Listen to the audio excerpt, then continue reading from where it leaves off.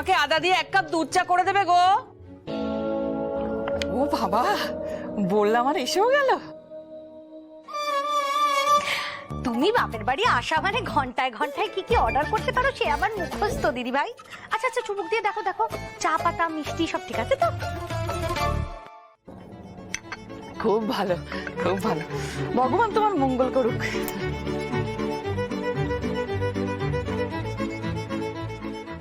এক কাপ চা চাইলাম, তাতেও এত দিমাগ। মেয়েরা বাপের বাড়িতে আসে কদিন আরাম করতে, পায়ের ওপর পা তুলে থাকতে, সেখানে আমাকে ঠিক কাজ করতে বসিয়ে দিয়েছে। আবার বলে নাকি আমি ঘন্টায় ঘন্টায় অর্ডার করি। সহ্য।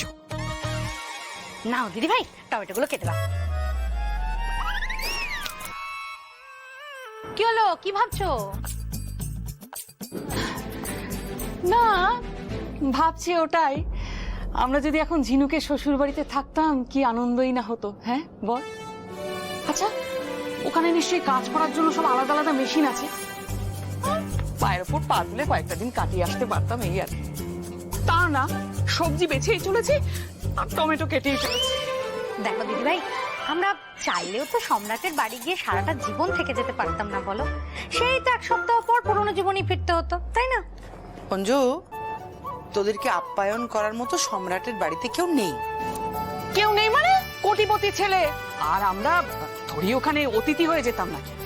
আমরা ভেবেছিলাম ঝিনুকের সংসারটা একটু গুছিয়ে গাছে দিয়ে আসবো, কয়েকটা দিন থেকে আসতাম, কি ভালো লাগতো। আচ্ছা, ঝিনুকের বিয়েটা যে শান্তি করে মিটে গেছে, এটা দিয়ে একটু ভালো লাগিয়ে নাও না তুমি। হ্যাঁ, আমারও সেইটাই বক্তব্য।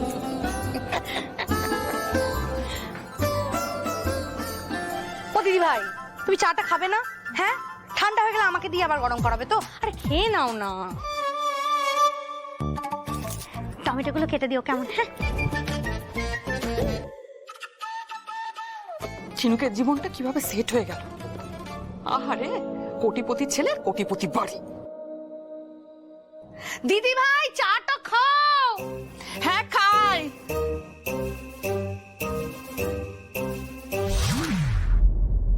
ও, তুমি উঠে গেছো? এ নাও চা। Good morning. আমি তোমার জন্যই চাটা আনছিলাম। ঠিক আছে চিনি, ঠিক আছে, তুমি চাটা খাও, আমি ব্রেকফাস্ট বানাচ্ছি। বিয়ে বাড়ি কেমন কাটলো আশা?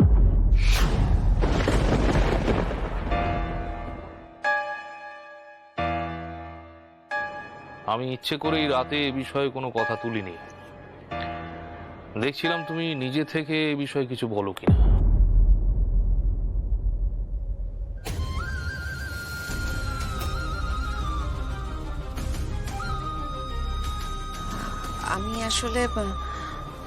আমি আসলে তোমার ভয়ে বলতে পারিনি। আমি ভেবেছিলাম তুমি জানতে পারলে খুব কষ্ট পাবে, সেই জন্য। কিন্তু বিশ্বাস করো, আমি শুধু ওদের আনন্দে সামিল হতে গেছিলাম। ওর মেজো মেয়ের বিয়েটা হতে হতে হলো না, ছোট মেয়ের বিয়েটা শান্তিভাবে হলো, এটাই আনন্দের। কমলার বাড়ি থেকে প্রত্যেক অনুষ্ঠানে নিমন্ত্রণ আসে বলে তুমি ভাবলে কাল আমি ওখানেই গেছিলাম, কিন্তু আমি যে রনকে বাঁচাতে অন্য একটা মেয়ের বিয়েতে ঢুকে পড়েছিলাম সেটা আর তোমাকে কি করে বোঝাবো। কমলা, কমলার জন্য এই বাড়িতে কি না কি হয়েছে, কিন্তু তারপরেও ওর প্রতি একটা টান আমি তোমার মধ্যে লক্ষ্য করি। আচ্ছা আশা, আমায় বলো তো, তুমি কমলাকে খুব ভালোবাসো তাই না?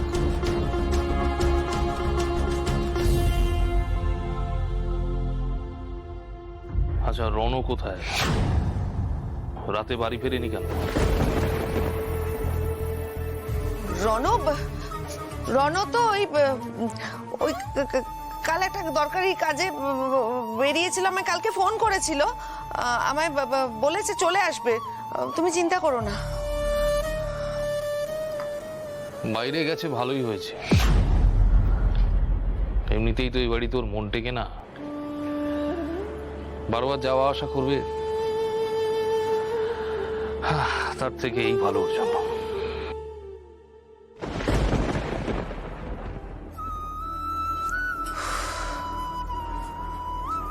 যাকে বিয়ে বাড়ি গেছিলাম বলে রণক্ষেত্রটা হলো না,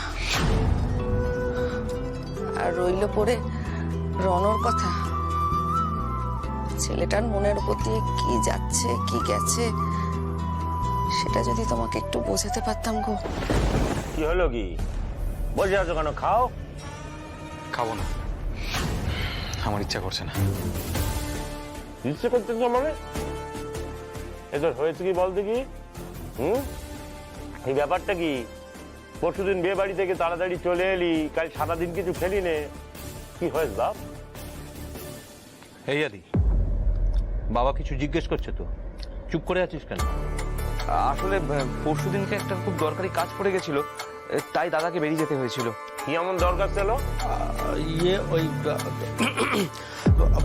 আমাদের একটা বন্ধু একটি মেয়েকে নিয়ে পালিয়ে বিয়ে করেছে, তাই দাদা সেখানে। মানেটা কি? এই কি শুনছিস কি এসব?